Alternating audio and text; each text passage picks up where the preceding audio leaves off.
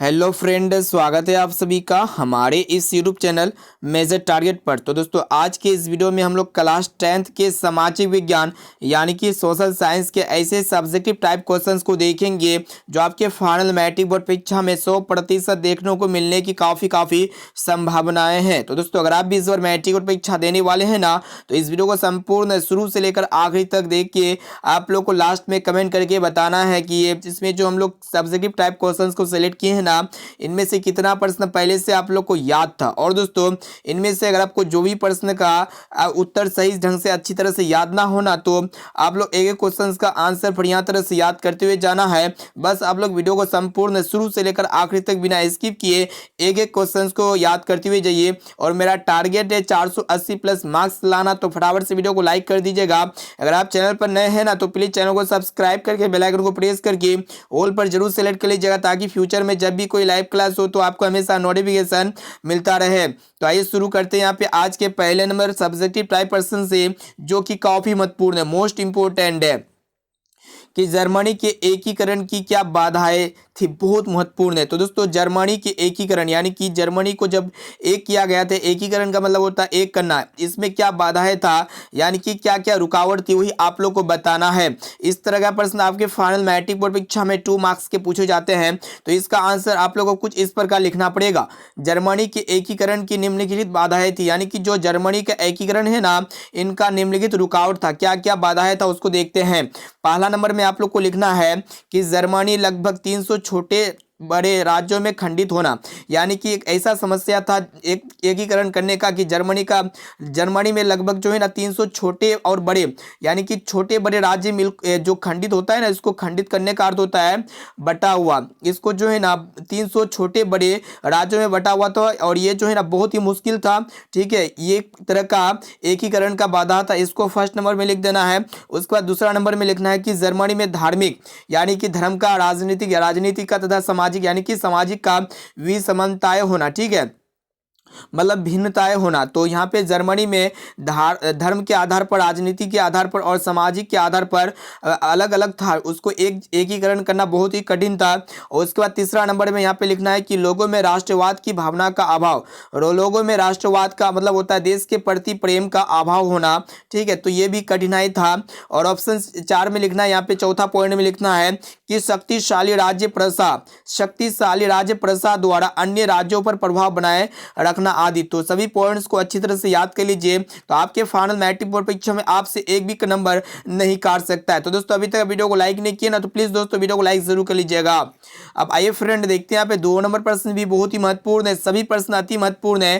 Question से एक रहा है कि मैटरनिक युग क्या है। ठीक है, बहुत महत्वपूर्ण है। तो यहाँ पे क्वेश्चन से एक रहा है कि मैटरनिक युग, मैटरनिक एक व्यक्ति का नाम था, और यहाँ पे मैटरनिक युग का मतलब क्या होता है, काल होता है, समय होता है। तो मैटरनिक युग यानी कि मैटरनिक का युग के कब से कब तक को कहा जाता है। तो यहाँ पे देखिएगा, इसका आंसर आप लोगों को कुछ इस प्रकार लिखना पड़ेगा कि 1815 ईस्वी से 1848 ईस्वी के बीच के समय को यूरोप में मैटरनिक युग कहा जाता है।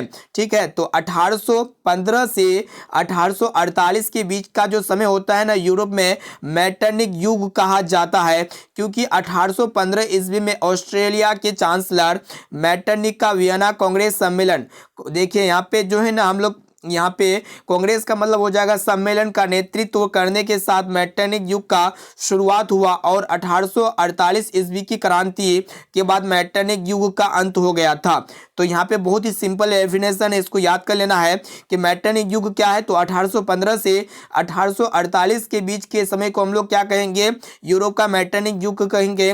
और ये 1815 ईस्वी में ऑस्ट्रिया के चांसलर, कहाँ के चांसलर थे, ऑस्ट्रेलिया के चांसलर मैटरनिक का वियना कांग्रेस सम्मेलन का नेतृत्व करने के साथ मैटरनिक युग का शुरुआत हुआ। और ये कब खत्म हुआ था, 1848 ईस्वी के क्रांति के बाद मैटरनिक युग क्या हुआ, का खत्म हो गया, यानी कि अंत हो गया। तो इसका आंसर इस प्रकार लिखिए, आप लोग इसका स्क्रीनशॉट भी ले सकते हैं और इसको सिंपली याद कर सकते हैं। अब आइए फ्रेंड, देखते हैं यहाँ पे 3 नंबर प्रश्न बहुत महत्वपूर्ण है कि खूनी रविवार क्या है, बहुत महत्वपूर्ण है। तो यहाँ पे खूनी रविवार मतलब क्या होता है कि रविवार के दिन खून खराबा हुआ होगा, इस समय जो है ना, इसी के लिए इसका नाम खूनी रविवार दिया गया। तो देखिए यहाँ पे इसको एक्सप्लेन के साथ समझते हैं कि 9 जनवरी 1905 को लोगों का एक समूह रोटी दो का नारा लगाते हुए सेंट पीटर्सबर्ग स्थित महल की ओर जा रहा था। किधर जा रहा था? सेंट पीटर्सबर्ग स्थित महल, महल का नाम क्या है? सेंट पीटर्सबर्ग, ठीक है, उस तरफ जा रहा था। क्या नारा लगाते हुए जा रहा? तो रोटी दो का नारा लगाते हुए जा रहा था। कब? रविवार के दिन था, 9 जनवरी 1905 में, जहां जार की सेना ने इन निहलते थे लोगों पर अंधाधुंध गोलियां चलाया। ठीक है, जार की सेना ने इन लोगों पर क्या चलाया? अंधाधुंध गोलियां चलाया। जब गोली वगैरह चलाएगा तो खून खराबा तो होगा ही, जिससे हजारों लोग मारे गए थे और इसमें क्या हो गया? खून खराबा हो गए थे, क्योंकि आज का दिन रविवार था। किस दिन? आज का मतलब 9 जनवरी 1905 में क्या था? रविवार का दिन था, और बहुत ही रास्ते वगैरह में खून वगैरह पड़ गया था, इसीलिए इसको हम लोग इस नाम से जानते हैं, खूनी रविवार के नाम से जानते हैं। तो इसको आप लोग याद हो गया होगा। इसको सरल में या फिर इजीली में इसको याद कर सकते हैं, या फिर इसको आप लोग स्क्रीनशॉट भी ले सकते हैं। बहुत ही सिंपल है, इसको आप अच्छी तरह से याद कर लीजिएगा। अब आइए फ्रेंड देखते हैं यहाँ पे चौथा प्रश्न को देखिएगा, जो कि मोस्ट इंपोर्टेंट है कि मौद्रिक प्रणाली क्या है, बहुत महत्वपूर्ण है। तो दोस्तों यहाँ पे मौद्रिक का मतलब होता है मुद्रा का प्रणाली। ठीक है, मुद्रा का प्रणाली क्या है? यानी कि मुद्रा का व्यवस्था क्या, मुद्रा का ढांचा क्या, उसी को मौद्रिक प्रणाली हम लोग कहते हैं। ठीक है, मतलब मुद्रा की सहायता से वस्तु का विनिमय करना ही क्या कहलाता है? मौद्रिक प्रणाली कहलाता है। तो इसको डेफिनेशन इस प्रकार लिखना पड़ेगा कि मौद्रिक प्रणाली में विनिमय का सभी कार्य मुद्रा के यानी कि रुपया की सहायता से की जाती है, तो उसी को हम लोग क्या कहेंगे? मौद्रिक प्रणाली कहेंगे। विनिमय का अर्थ होता है लेन देन करना, एक्सचेंज करना, ठीक है, अदला बदली करना, उसको हम लोग क्या कहेंगे? मौद्रिक प्रणाली कहेंगे। तो मुद्रा की सहायता से जिसकी सहायता से हम लोग मुद्रा की सहायता से जिस वस्तु का लेन देन करते हैं, तो उसको हम लोग क्या कहेंगे? मौद्रिक प्रणाली कहेंगे। पहले क्या था कि वस्तु प्रणाली था, यानी कि वस्तु से वस्तु का लेन देन करते थे। जैसे कि चावल के बदले में गेहूं देते थे, तो हमको वो क्या देता था? कुछ देता था, मतलब चावल दिए तो हमको गेहूं दे दिया, ठीक है, या फिर चावल दिए तो या फिर गेहूं दिए उस व्यक्ति को, तो व्यक्ति हमको तेल दे दिया। तो उस पहले क्या था? वस्तु विनिमय प्रणाली था। लेकिन अभी कौन सा प्रणाली है? मौद्रिक प्रणाली है। ठीक है, अगर आप अब दुकान में जाइएगा, हम चावल के थ्रू से मोबाइल वगैरह ना तो कुछ खरीद कर सकते हैं, या फिर अन्य कोई वस्तु को खरीद सकते हैं, नहीं खरीद सकते। पहले दुकान में जाना पड़ेगा, अन्य दुकान में, जहाँ पे चावल का क्या होता है? करीमूल होता है, तो उसको विक्रय करके फिर हम दूसरा सामान ले सकते हैं। ऐसे में डायरेक्टली आप जाके वस्तु दे के जो है ना, वस्तु के बदले में वस्तु नहीं ले सकते। अभी सिस्टम दूसरा आ गया है, अभी पैसा की सहायता से हर एक चीज को आप लोग लेन देन कर सकते हैं। ठीक है, तो इसी को हम लोग क्या कहेंगे? मौद्रिक प्रणाली कहेंगे। यहाँ पे देखिएगा कि अर्थात मौद्रिक प्रणाली एक ऐसी प्रणाली है जिसमें वस्तुओं को खरीदने के लिए वस्तु ना देकर, यहाँ पे लिखा हुआ है कि वस्तु को ना देकर मुद्रा का प्रयोग करते हैं। किसका प्रयोग करते हैं? मुद्रा का प्रयोग करते हैं। इस प्रणाली में कोई व्यक्ति अपना वस्तु या सेवा बेचकर मुद्रा प्राप्त करने के बाद ही उस मुद्रा से अन्य वस्तु को हम लोग खरीद सकते हैं। ठीक है, तो यही प्रणाली है कि इस प्रणाली में क्या होता है कि कोई भी व्यक्ति वस्तु या सेवा को बेच देता है, ठीक है, और उसको बेचने के बाद क्या करता है? उसको रुपया प्राप्त होता है। रुपया प्राप्त होने के बाद क्या होता है कि उस मुद्रा की सहायता से, यानी कि उस रुपया की सहायता से अन्य वस्तुओं को खरीद सकता है। तो इसी प्रोसेस को हम लोग क्या कहेंगे? मौद्रिक प्रणाली कहेंगे। इसी ढांचा को हम लोग मौद्रिक प्रणाली कहेंगे। तो दोस्तों यहाँ पे जो है ना, हम लोग काफ़ी महत्वपूर्ण है सोशल साइंस के सब्जेक्टिव टाइप क्वेश्चंस को देख रहे हैं, और इस सब्जेक्टिव टाइप क्वेश्चंस में अगर आपको जो भी प्रश्न अगर याद ना हो ना, प्लीज़ दोस्तों उस प्रश्न को अच्छी तरह से याद करते हुए जाइएगा, और आपने फाइनल मैट्रिक बोर्ड परीक्षा में अच्छे से अच्छे मार्क्स लेके आइएगा। अब आइए फ्रेंड देखते हैं यहाँ पे 5 नंबर प्रश्न को। देखिएगा क्या करा है कि प्रश्न ये है कि मुद्रा की परिभाषा है, बहुत महत्वपूर्ण है और बहुत बार आपके फाइनल मैट्रिक बोर्ड परीक्षा में पूछा जा चुका है। तो यहाँ पे करेंसी का डेफिनेशन देना है कि करेंसी क्या होता है।